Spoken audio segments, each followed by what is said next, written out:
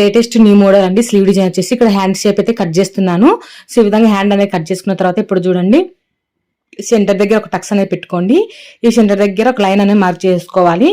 So ఇక్కడ centre దగ్గర line అనేది మార్క్ చేసుకొని ఒక క్లాత్ ఆపోజిట్ క్లాత్ అనేది తీసుకొని ఈ విధంగా కొంచెం ఒక 4.5 ఇంచులు వెడల్పు ఉండేలాగా చూసేసుకొని ఒక క్లాత్ అనేది దీని మీద పెట్టేసుకుని ఇది కూడా సెంటర్ దగ్గర ఒక మార్కింగ్ అయితే చేసుకోండి. ఇక్కడ నేను వీడియోలో చూపించిన విధంగా ఇలా డిజైన్ అనేది నేను మార్క్ చేస్తున్నాను అనమాట. మీరు ఏ డిజైన్ అయినా పెట్టుకోవచ్చు, కానీ ఈ డిజైన్ అయితే హ్యాండ్ చాలా బాగుంటుంది. సో ఈ విధంగా ఈ షేప్ లో వచ్చేలాగా ఇట్లా మార్క్ అయితే చేసుకోండి. ఇది ఏంటంటే యారో మార్క్ మాదిరిగా ఈ విధంగా మనకి యారో మార్క్ ఉంటుంది కదా, యారో మార్క్ మాదిరి ఈ విధంగా అయితే డిజైన్ అయితే మార్క్ చేశాను. ఇప్పుడు చూడండి ఏ విధంగా కుడుతున్నాను.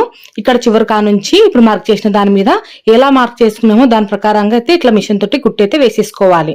ఇక్కడ ఈ విధంగా వీడియోలో చూపించిన విధంగా చాలా బాగుంటుందండి. లేటెస్ట్ న్యూ మోడల్ అనమాట స్లీవ్ డిజైన్. ఈ విధంగా మనం మార్కింగ్ చేసిన దాని మీదనే ఈ విధంగా కుట్టనే వేసేసుకోవాలి. అలాగే చివరి వరకు ఇటు సైడ్ కూడా ఇటు రానివ్వాలన్నమాట. మనకి ఇదే గోటు మాదిరి కూడా వస్తుంది అనమాట. 3 చేసేస్తే గోటు మాదిరి వస్తుంది. ఇక్కడ సెంటర్ లో అయితే కట్ చేస్తున్నాను. ఇప్పుడు 3 చేసుకోవాలి. అంతకంటే ముందు అక్కడక్కడ ఈ విధంగా కుట్టు వరకు టాకాలనే పెట్టుకోవాలి. ఈ విధంగా టాకాలు పెట్టుకోవటం వల్ల మనం 3 చేసేటప్పుడు మూల అనేది బాగా తిరుగుతుంది అనమాట. సో ఈ విధంగా టాకాలనే పెట్టేసుకొని ఇప్పుడు చూడండి ఈ క్లాత్ అనేది నేను ఇట్లా 3 చేస్తున్నాను. ఇక్కడ ఈ విధంగా ఇట్లా తిరిగి చేసేటప్పుడు అంత ఫినిషింగ్ నీట్ రాకపోతే ఒక నీడిల్ తీసుకొని బాగా కొచ్చగా లాగండి వస్తుంది.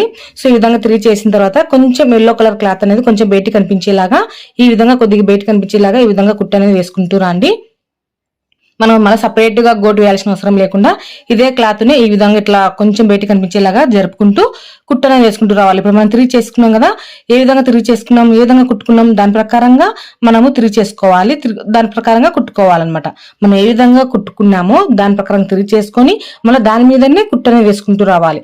నేను పైన మాత్రం కొంచెం ఎల్లో కలర్ కానొచ్చేలాగా ఈ విధంగా కొద్దిగా అయితే తీసాను అనమాట.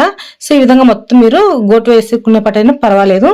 సో చూడండి ఈ విధంగా అయితే మనము 3 చేసుకుంటున్నాము. చాలా తొందరగా అయితే అయిపోతాయి అనమాట. ఈ విధంగా మళ్ళీ సపరేట్ గా గోటు వేసుకోవాల్సిన అవసరం లేకుండా ఆపోజిట్ క్లాత్ ఈ విధంగా కుట్టుకున్నాం అనుకోండి, మనం సపరేట్ గోటు వేసుకునే టైం అనేది అస్సలు వేస్ట్ అవ్వదు.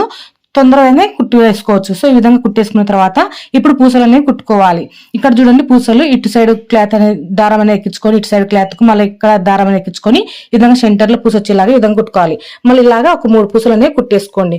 మొత్తం టోటల్ గా డిజైన్ అనేది రెడీ అయిన తర్వాత చూపిస్తాను చూడండి. సో ఈ విధంగా స్లీవ్ డిజైన్ అనేది ఇలా సింపుల్ గా అయితే కుట్టేసుకోవచ్చు. ఓకే అండి, ఈ వీడియో నచ్చితే తప్పకుండా అయితే లైక్ చేయండి. సో చూడండి చాలా సింపుల్ గా అయితే తొందరగా అయిపోయింది కదా, చాలా స్పీడ్ గా కూడా కుట్టేసుకోవచ్చు. ఒకసారి అయితే ఈ మెథడ్ లో స్లీవ్ డిజైన్ అనేది కుట్టుకోండి. అలాగే మనకి ఇది ట్రెండింగ్ లో ఉన్నటువంటి స్లీవ్ డిజైన్ అనమాట, latest new model. So video నచ్చితే తప్పకుండా అయితే లైక్ చేయండి.